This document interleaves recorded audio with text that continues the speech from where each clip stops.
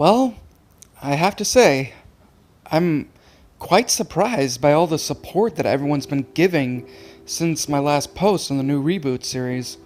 Honestly, I didn't think that anyone would actually want something like this, but after reading your responses, you've all been very supportive and really helped us out with furthering this project.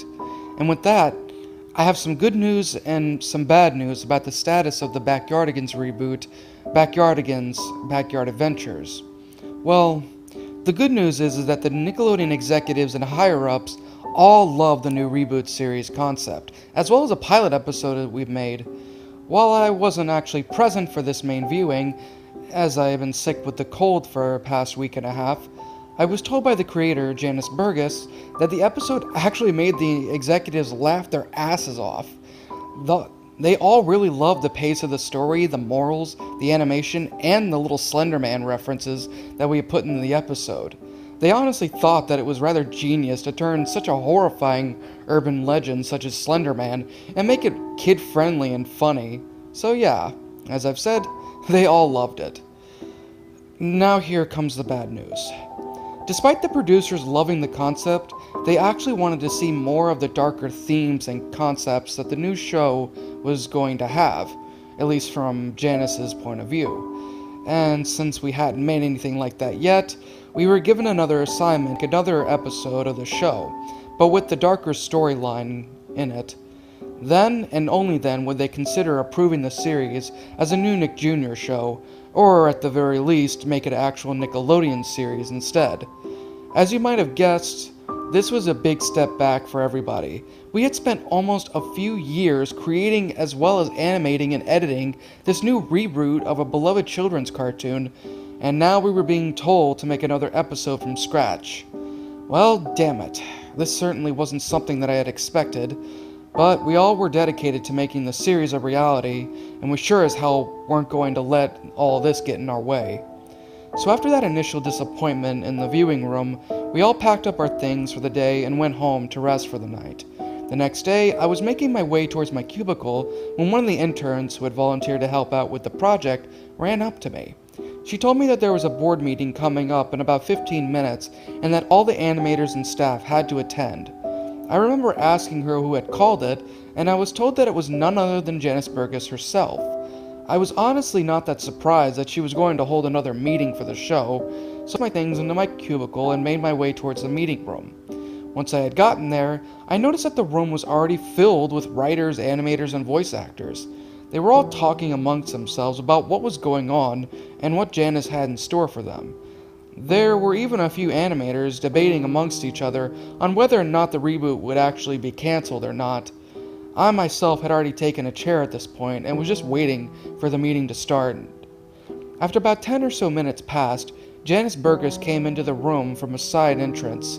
The entire staff and crew went silent before Janice walked to the front of the table that everyone was sitting on and slammed a large script in the middle of it. This sudden thud made a few of us, including myself, jump. After a few more seconds of complete silence, she looked at us and smiled before pushing the script towards the writers and saying, "Here's the script for the next episode. Print it off and hand it to the other writers and voice actors. Send the script to the animators and do what you guys normally do. That's all I have to say right now, and good luck. You're all really going to enjoy this script." And with that, she turned back to the door she had entered in and walked out. This left a few of us confused, but almost at that instant, everyone, including myself, decided to just get up and walk back to our respective places. Now I'm going to skip the more boring parts of this story and just get on with it. It had been about 3 months before the animation was finally finished and the voice acting had finally been completed. Then, like in my last post, me and the other animators were given our own flash drives with the episode on it for buffering. After work, I placed my drive into my laptop and waited for it to load. Once I did, I clicked on the USB icon and found a single MP4 file. There, I clicked on it and began watching the episode.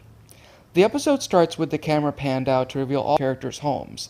Then it would zoom into each of the characters' back doors, with each character, from Pablo to Austin, all introducing themselves and running into the backyard. Then the main theme song would start playing as scenes of older episodes from the show played while the characters sang their song. Pretty much the same exact thing that happened during the last pilot episode. The episode then fades to the title card. On it, there's a picture of Pablo surrounded by a group of snake-like belts that are closing in on him. Above him, in gray letters, the title of the episode was shown, saying, "Say Uncle." After the title card showed up, the episode faded into the main backyard of the Backyardigans, with 4 of the main cast sitting on a picnic table doing random things. Austin was reading a book, Uniqua was playing a video game, Tasha adjusting her jewelry on her neck, trying to make everything even, and Tyrone was spinning a blue and red striped top. Everyone, with the exception of Uniqua, had a look of pure, utter boredom plastered on their faces. I'm so bored," Tasha groaned in agony. "You're telling me," Austin began. "I mean, I'm reading a book on algebra, and I'm only 7 years old." "Where did you get that book anyway?" Tasha asked. "I got it from my dad's bookshelf. I wanted to see what it was about," Austin replied back. Austin would then throw the book across the screen and then slumped his head on the hard wooden picnic table. "Well, I have to admit, I'm pretty bored myself, and I'm sick of this freaking top," Tyrone said as he swatted the top off the table in frustration. "I mean, seriously, what am I, 7 years old?" Tyrone said that before his face froze instantly, and he turned to look at Austin. Sorry," Tyrone said apologetically, as he blushed slightly from embarrassment. "It's fine, Tyrone," Austin said, waving the insult off. A few seconds of silence passed before Tasha looked over at Uniqua, playing her little video game. "How long has she been playing that game for?" Tasha asked the other 3. Since we went outside today," Austin answered. "How long has it been?" Tasha asked once more. 10.5 minutes now," Tyrone replied. "What game is she playing?" Tasha asked. "Some kind of space game or something like that," Austin said as he reached for a cold juice box from a small cooler next to him. "Well, can we play with it too?" Tasha asked. "I wouldn't try it, Tasha," Austin began. "Last time I tried to play our game, she nearly ripped my tail off." "Oh, for goodness sake," Tasha groaned. Tasha then started snapping her fingers to try and get Uniqua's attention. However, it didn't really seem to work, as she kept her eyes glued to the game that she was playing on. Austin sighed at this. "It's not going to work, Tasha," Austin began. "You could pour a gallon of water on her, and even that wouldn't pry her eyes off the game." Tasha let out a sigh before slumping back into her place on the picnic table. "When's Pablo coming back?" Tyrone said, trying to spark up another conversation. "He should be back today. I mean, his uncle's house isn't that far away," Austin replied. Just as he said those words, the camera panned to Pablo's home. The camera focused in on the door until the door opened up slightly. A small blue flipper grasping the lower part of the wooden door as Pablo slowly popped out of the doorway. From what I saw, Pablo's face looked rather nervous, a stark contrast to his usual happy self. Then, after he looked around a bit, he opened the door all the way, which showed Pablo in his usual attire, his beanie, bow tie, and shoes, but it also showed him wearing a blue long-sleeve sweatshirt over the top part of his body. The camera then panned back to the others, until Austin took notice of the blue penguin, and a huge smile formed on his face. "Hey guys, look, Pablo's back!" Austin announced as he got off the picnic table and ran towards Pablo. The others, with the exception of Uniqua, all immediately got off the picnic table and followed Austin to their friend. "Hey buddy, what's up?" Tyrone said. "Oh, nothing much. Just got home a while back," Pablo said timidly. "Come on, let's sit down," Austin said, grabbing Pablo by the flipper. The 4 then made their way back towards the picnic table. Once they were all settled in their spots, Austin pulled out a juice box from his small cooler. "Here, Pablo, want a juice box?" Austin said as he extended his arm to his friend, juice box in hand. "Thanks," Pablo said, taking the juice box from Austin's hand. "Hey, Uniqua, Pablo's back," Austin said, turning to Uniqua. Almost there, Uniqua said as her eyes expanded to the size of saucers.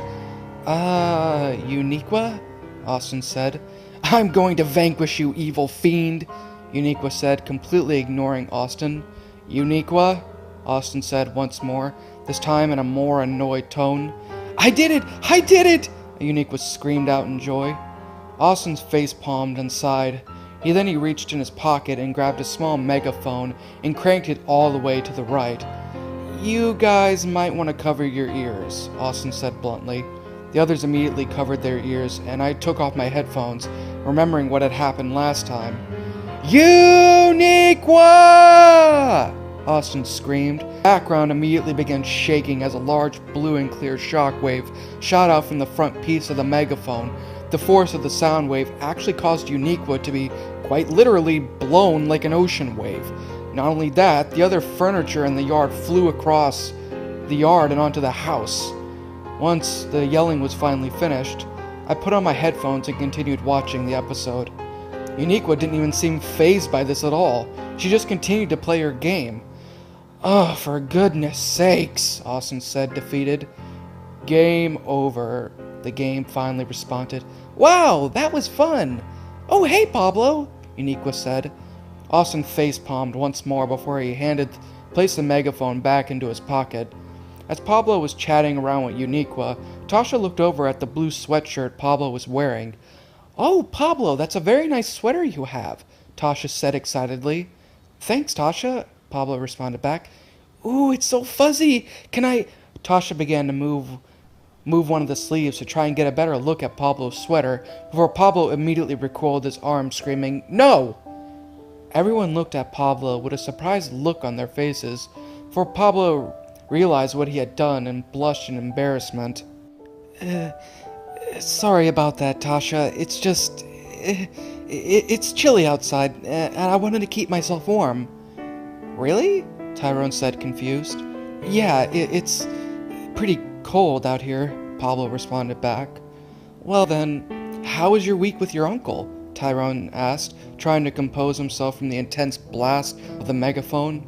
It was okay, Pablo said sheepishly. Really? Did you guys do anything together? Austin asked. Pablo said nothing, but instead he immediately changed the subject. Hey guys, how about we go on another adventure? Sure, Pablo. Where do you want to go? Tyrone asked. Anywhere you guys want to go, Pablo replied back. The others looked at Pablo for a bit before deciding to go on a Cinderella fairy tale-like place kind of adventure, just with the gender roles reversed. For the next 10 or so minutes, the episode plays out like a normal episode. The adventure involves Pablo, the son of the evil stepfather Tyrone.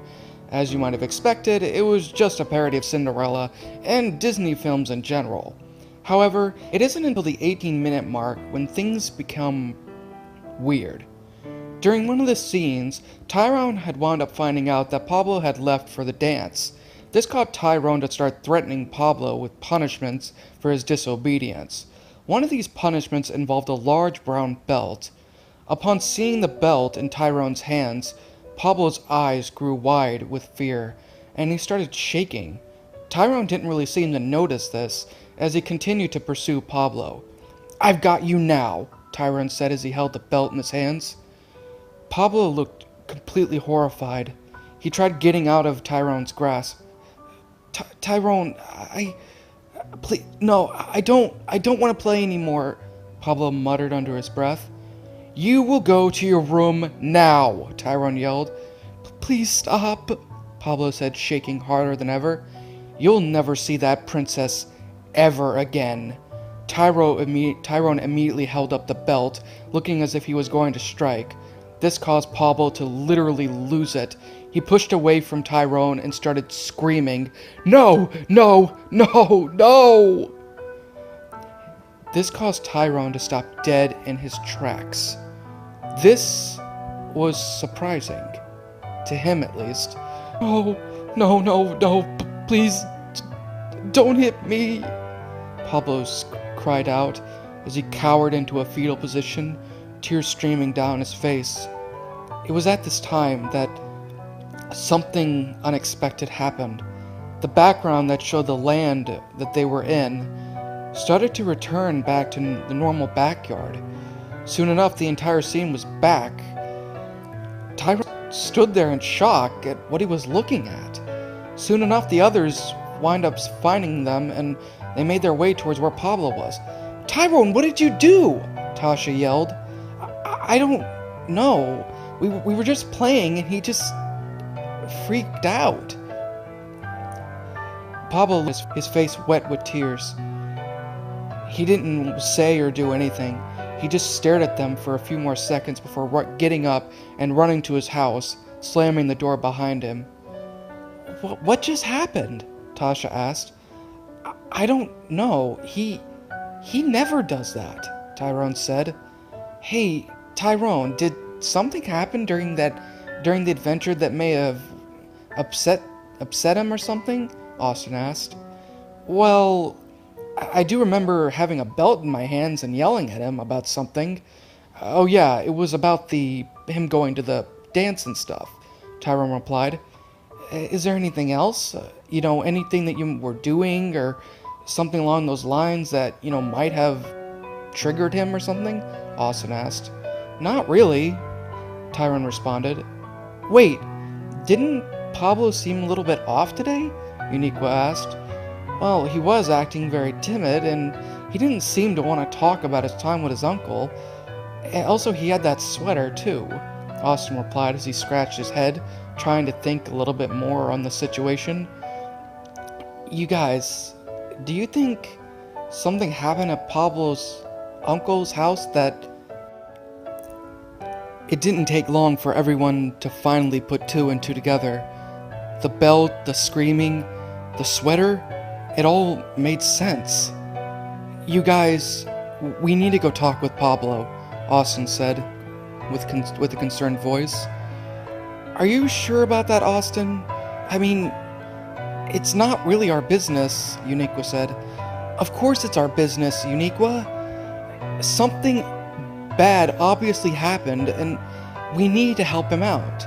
We're his friends, and we need to do something," Austin retorted back. Everyone agreed with this, and within a few seconds, they all made their way towards Pablo's home. The episode then cut to the inside of Pablo's room. His painted blue, with model airplanes hanging from the ceiling, and with various toys scattered to the floor, with a treasure chest-shaped toy box near his closet, and a desk with a television set plastered on top of it. Pablo was lying face first on his race car-shaped bed, and sobbing profusely in his pillow. After a few seconds of him sobbing, there was a knock at the door. "Come in," Pablo said. The door of his room opened up, and Tyrone, Uniqua, Austin entered his room. "Hey, Pablo," Tasha said. Pablo sniffles once more before sitting up on his bed, his eyes slightly bloodshot and his cheeks wet with matted feathers. "Hey, Tasha," Pablo whispered. The others looked at Pablo with a look of concern on their faces. "Hey, Pablo, sorry about what happened earlier. I didn't mean to," Tyrone said before being interrupted. "It's okay, Tyrone. I shouldn't have freaked out like that," Pablo said apologetically. Austin then walked up to Pablo's bed, sat down next to Pablo, and held him close. "Pablo?" Austin began. "Yeah, Austin? What happened?" "What do you mean?" Pablo asked as he looked over at his friend. "What happened to your uncle's house? At your uncle's house?" Pablo didn't answer. He just looked down at the floor with a look of shame and fear. Tyrone, Uniqua, and Tasha took notice of this and went over and sat down next to Pablo as well. I don't want to say," Pablo said, shaking. Tasha began rubbing Pablo's back in an attempt to try and calm him down. "Pablo, we know something happened. We want to help you, but can you tell us what's going on?" Pablo looked at his friends and let out a long sigh. He then hopped off his bed and began removing his sweatshirt. And what I saw made me gasp at what was shown to me. Once Pablo had fully removed his sweatshirt, on his chest and flippers were bruises, big ones too. Honestly, there were so many of them all over his body that he looked more like a Dalmatian than a... The others looked at Pablo in complete shock. Are those bruises? Uniqua gasped. Pablo nodded. Pablo, Tasha began. Did your uncle do this to you? Pablo nodded once more before starting to cry again. Pablo, you have to tell someone about this, Uniqua said. Pablo's eyes widened. I can't, Pablo replied timidly. Why not? Austin asked. Because I deserved it, Pablo yelled out. The others looked at him in complete surprise. I was a really horrible klutz. I kept on breaking things over and over again. I mean, sure, yeah, it was an accident, but still, that doesn't mean he has a right to hurt you like that, Austin said. And even if you did do it on purpose, which of course you would never do, he still shouldn't have hit you because of that, Tyrone chimed in. Pablo, you need to tell someone about this, Tasha said once more.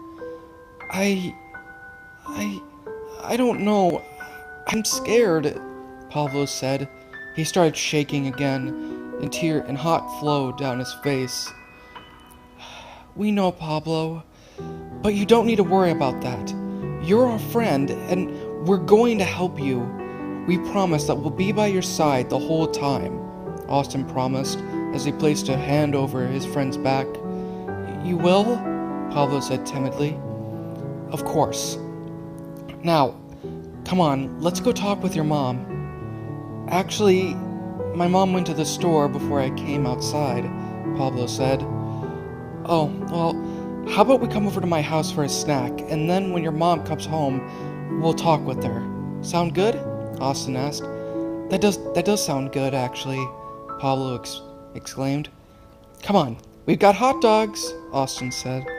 Everyone then cheers, before walking out of the home and back into the backyard. They all sing their outro, and then they say goodbye to the viewers before entering into Austin's home. The episode then ends. This episode was obviously darker than what was normally shown on the series. However, as I've said, we honestly had to make it for the executives, and I'm honestly hoping that they'll like it, although I'm not really going to bet on it completely. But, as I've said before, wish us luck. I'll update the story whenever I'm able to. But until then, I guess I'll be seeing you guys later.